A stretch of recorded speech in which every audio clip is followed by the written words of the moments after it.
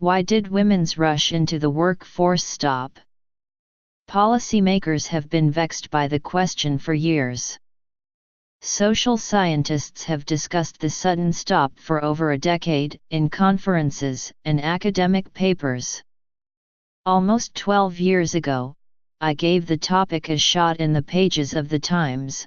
Why, after a 5-decade rise, did the labor force participation of women in the prime working years stall around the turn of the century, after years of sometimes scorching debates over whether highly educated women were opting out, whether the stop was merely temporary, and whether it responded to gender roles at home or labor market conditions? The analysis seems to have converged on a sort of rough consensus: caring for children overwhelmingly a woman's task ultimately took its toll. Caring for children is, to be sure, a formidable barrier to women's work. In developed countries where parental leave is guaranteed by law and governments ensure free child care, women work at a much higher rate than in the United States. Still, the consensus is incomplete. It misses perhaps the most significant impediment to women's continued engagement in the labor market, one that is getting tougher with each passing year: aging. Focused laser-like on child care, we haven't noticed that the United States is walking into an elder care crisis. Today almost 15% of the American population has reached the official retirement age, according to figures from the United Nations. That is about 2 percentage points higher than at its previous peak in 1995, just a few years before the labor supply of women in the prime working years 25 to 54 years old reached a plateau. It means that for every 4 Americans of working age, there is one of retirement age, the World Bank says. Lots of these older Americans, 14 million, according to Paul Osterman of the Massachusetts Institute of Technology's Sloan School of Management, can't live independently and care for themselves. The burden of care weighs predominantly on their wives and the daughters. About a quarter of women 45 to 64 years old and 1 in 7 of those 35 to 44 are caring for an older relative, according to the American Time Use Survey. It takes a toll. 10% of caregivers have to cut back on their hours at work, 6% leave their jobs entirely, according to a report last year by the National Association of Insurance Commissioners. A 2015 survey by the insurer Genworth Financial found that caregivers spend about 20 hours a week providing care, about half what a full-time worker would spend at work. Almost 4 in 5 said they had missed work, and about 1 in 10 lost a job.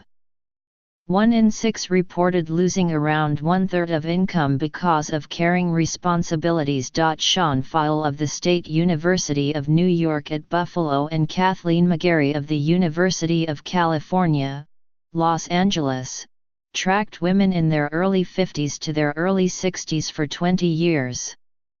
Those who provided care, they found, were 8% less likely to work.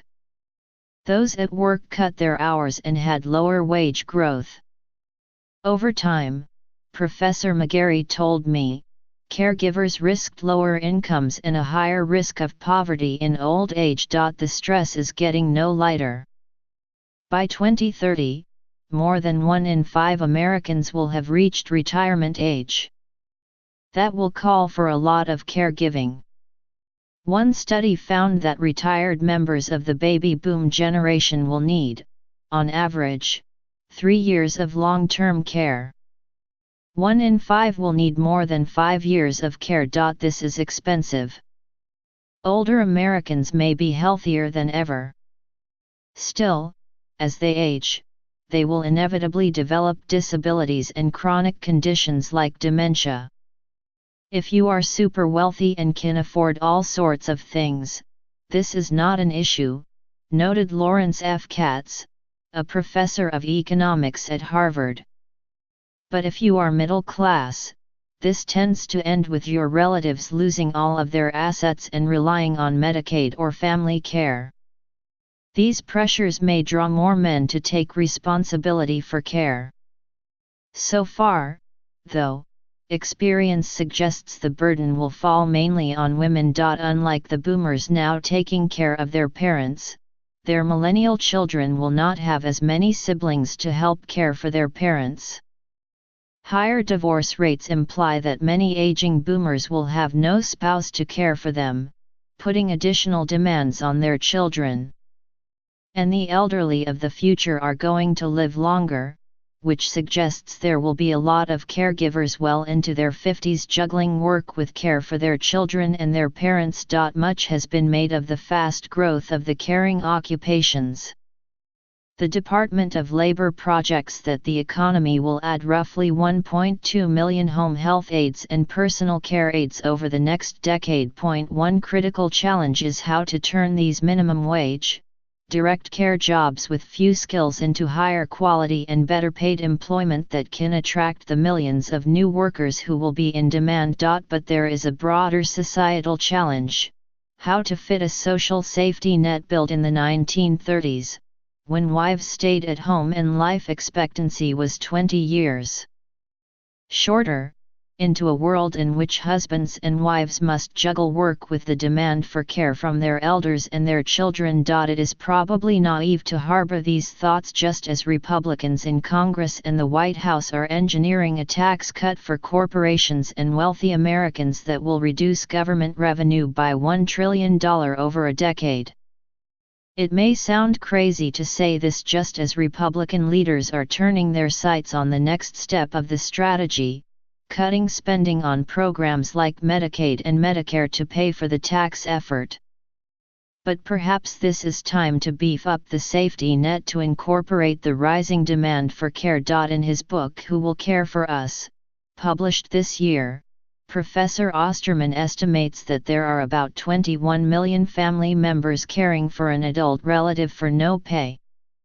By 2040, he predicts demand for such care will rise to 34 million. Jen Poo, CO Director of Caring Across Generations, a coalition of advocacy groups pushing for an expansion of public insurance to incorporate universal care, notes that private insurers are not the solution. They can't cobble together a big enough risk pool to cover the enormous cost of care for everyone. All the insurance companies are trying to get out of that market, she said. This is a problem that the market can't solve.